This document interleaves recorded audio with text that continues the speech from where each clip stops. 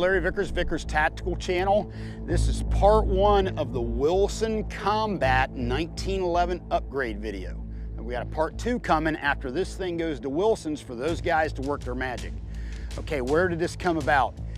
We got a lot of millennials, a lot of other people that are getting 1911s through the CMP program that have never had 1911s before, and they don't really know anything about upgrading them. Guys like me been messing around with these pistols for a year. To us, it's second nature. Newer shooters, it's not. So I got with my buddies at Colt, my good buddy Justin Baldini, knew they were bringing out this particular model, a pre-series 70 reproduction. I figured this would be a great base gun for this, and I'll also talk to my good friends at Wilson Combat about, hey, let's send this gun off to Wilson's and have them tweak it so people watching this video, getting their 1911 for the first time, kind of know what path to take or what options are available to get one of these things customized. All right, as far as the base gun goes, this is a blued Colt 45 ACP 01911C for classic. They're also going to do it in stainless. They're going to do it in 38 Super.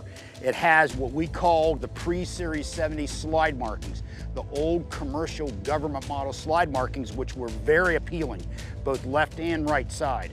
They're bringing this back out as kind of a traditional model. It'll be a great base gun for you to customize if you want to buy a new Colt.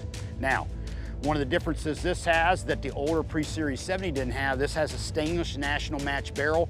By all accounts, they shoot great, so that'll alleviate the need for Wilson's to put a match barrel on it. That's good because that will definitely help the budget. Okay, the MSRP on these pistols is $899. So I'm going to use that $899 as the baseline and go to Wilson Combat and essentially spec out $899 worth of work on these guns.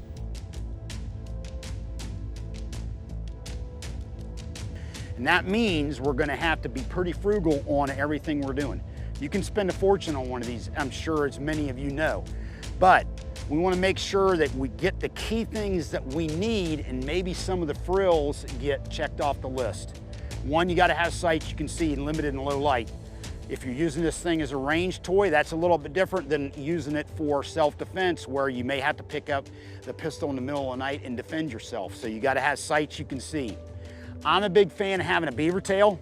This has a standard USGI 1911 A1 style grip safety, which is perfectly functional, but not super comfortable for long range sessions.